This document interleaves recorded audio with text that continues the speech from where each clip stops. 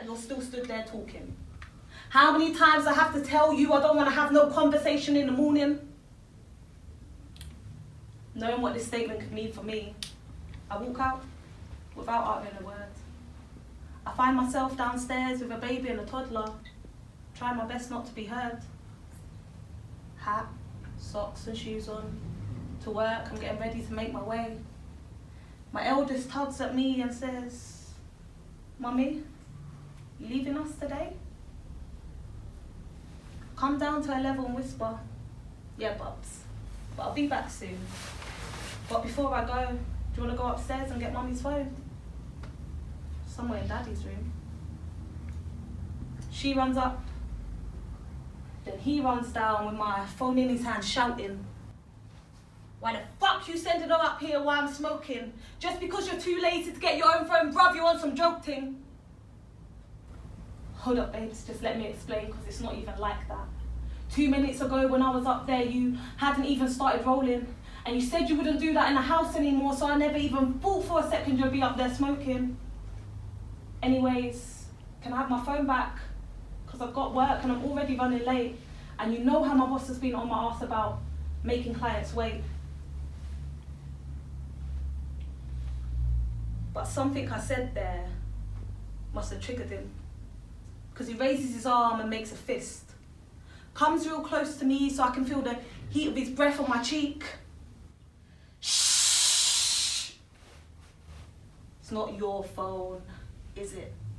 It's our phone that I'm using. And when I'm done with it, call your boss up, tell her you're not coming in today, but don't make the lie too confusing. See, because there's been a change of plans, and now I've got things I need to do. And I know I said I'll look after the children today, but now they're staying with you.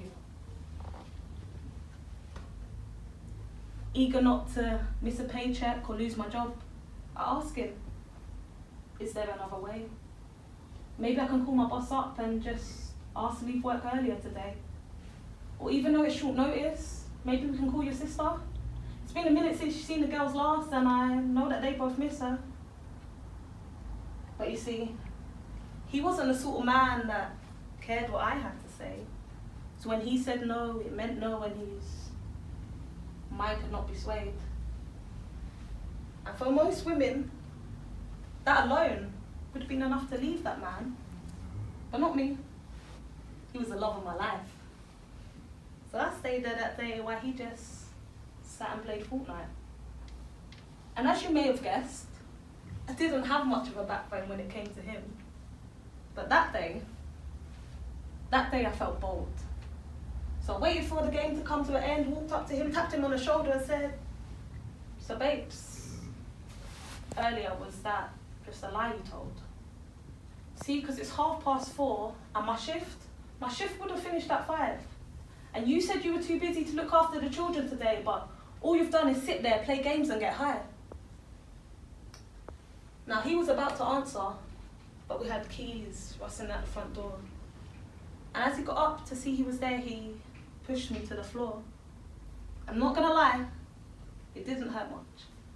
I was used to being pushed around or bruised.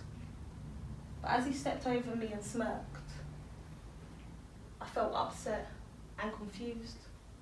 My eyes began to water. It was almost like I just couldn't think.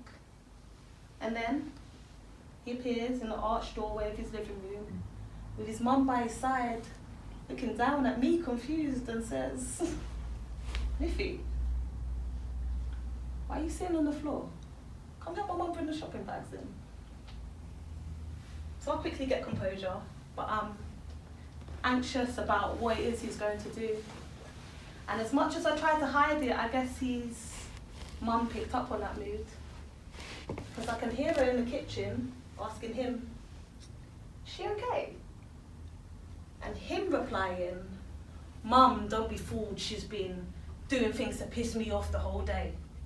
And now that you're here, she's out there trying to play the victim, but little do you know, 2 minutes before you got home, she was shouting at me for no reason. Mum, you don't know the half of it. Mum, you don't know the truth. You don't know what it's like to live with her or the things she puts me through." And I'm just round the corner, trying to brace myself to say something. But the more lies I hear him tell his mum, the more I just stand there and say nothing. And then I hear her call my name to the kitchen. I wipe my tears, put my head round the door. But I can tell she's pissed off with me by the tone in which she talks to me, because she says, it's clear you need to give my son some space, so I'm going to finish my coffee and take you back to yours. And I can see him standing behind her with a look on his face that says, see where your actions get you? And he knows I won't say nothing to his mum, so I just smile politely and say, sure, thank you. But you see them same lies that he told his mum, well, they secured me a loss and a win. Because he made sure I went home public enemy number 1. But for that night at least, I was safe from him. Thank you.